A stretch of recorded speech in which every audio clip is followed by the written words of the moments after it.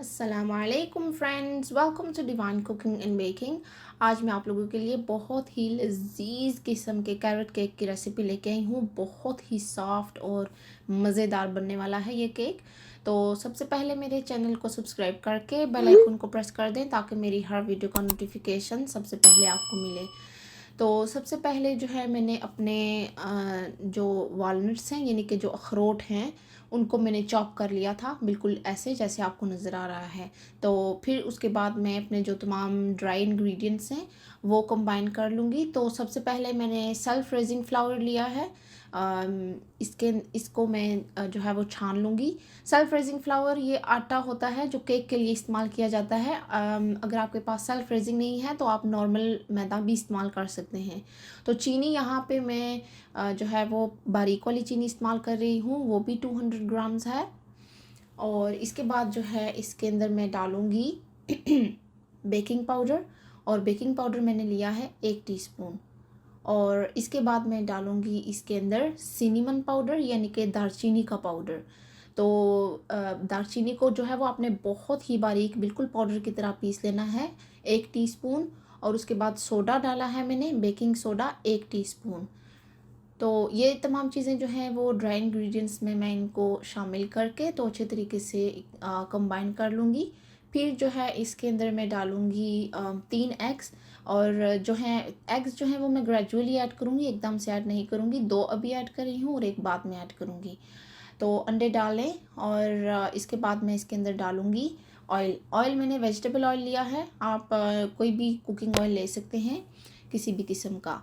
तो ऑयल डालने के बाद मैं जो है वो इन तमाम चीज़ों को पहले अच्छे तरीके से हैंड विस्क के साथ इसको मिक्स करूँगी ताकि जो बाद में मैं इसके अंदर स्टैंड मिक्सर यूज़ करूँ तो जो आटा है वो उड़े नहीं। तो अब अच्छे तरीके से मैं इसको विस्क करूँगी और बाकी का जो एक अंडा था वो इसके अंदर शामिल करूँगी और दोबारा से जो है तमाम चीज़ों को अच्छे तरीके से मिक्स कर लूँगी। तो इतना सिंपल है, हमारा जो केक का मिक्सचर है वो बिल्कुल तैयार है। अब इसके अंदर हम जो है, क्योंकि ये कैरेट केक है तो ऑब्वियसली हम इसके अंदर कैरेट्स ऐड करेंगे। तो कैरेट्स भी मैंने जो है वो 200 ग्राम ली हैं और उनको आपने जो है वो इस तरीके से बारीक बारीक कद्दूकश कर लेना है। और फिर जो मैंने चॉप करके वालनट्स रखे थे यानी कि अखरोट, वो डालूँगी इसमें। और अपने स्पैचुला के साथ तमाम चीज़ें अच्छे तरीके से मैं मिक्स कर लूँगी।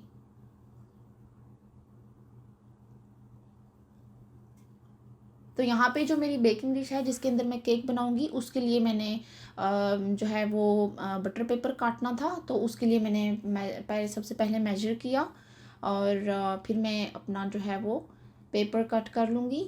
और अगर आप चाहें तो आप पेपर के बगैर भी बना सकते हैं। सबसे पहले बटर लगाएं पूरी डिश के ऊपर, उसके ऊपर थोड़ा थोड़ा मैदा डस्ट करें और फिर अपना जो केक बैटर है वो आप डाल सकते हैं। तो मैं जो है वो हमेशा पेपर जो है बटर पेपर लाजमी लगाती हूँ। तो बस अपना जो तमाम का जो केक मिक्सचर है वो इसके अंदर आप डाल दें। अच्छे तरीके से जो है वो इवनली आपने इसको फैलाना है।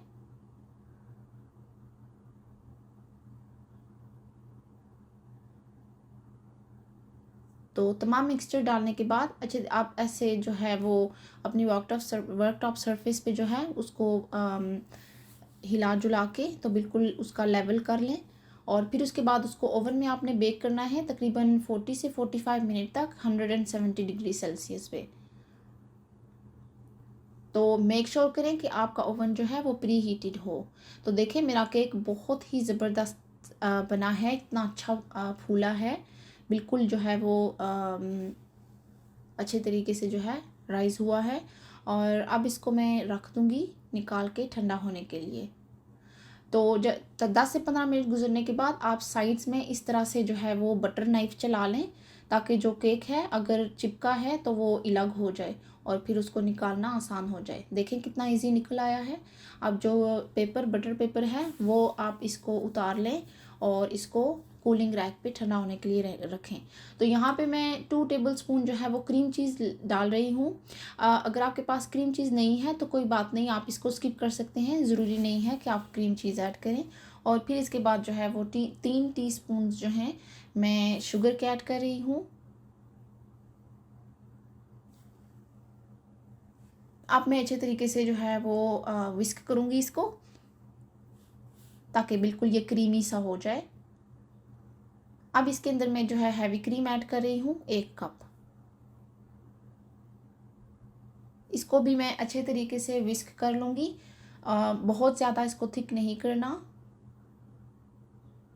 बस मीडियम से इसकी कंसिस्टेंसी होनी चाहिए, ताकि ये इजी से जो है वो केक पे लग जाए। देखें इस तरीके से होना चाहिए। तो बस अब इसी तरीके से जो है वो आपने क्रीम केक के ऊपर लगा लेनी है। और थोड़े से जो अखरोट हैं वो मैंने और चॉप किए थे इस तरीके से इसको गार्निश करने के लिए। तो हमारा मज़ेदार सा कैरेट केक रेडी है। बहुत ही ये मज़े का होता है। आप ज़रूर ट्राई कीजिए इस रेसिपी को, आपको इंशाल्लाह ज़रूर पसंद आएगी। देखिए मेरा केक कितना सॉफ्ट है, बहुत ही ज़्यादा सॉफ्ट और स्पॉन्जी सा ये केक था और बहुत ज़्यादा डिलीशियस, मेरे घर वालों को बहुत पसंद आया। तो आप भी रेसिपी को ज़रूर ट्राई कीजिएगा और प्लीज़ मेरे चैनल को सपोर्ट करें, लाइक शेयर कमेंट करना ना भूलें, अपने फ्रेंड्स एंड फैमिली में शेयर करें और अपनी दुआओं में ख़ास याद रखें। इजाज़त चाहूँगी। खुदा हाफिज़।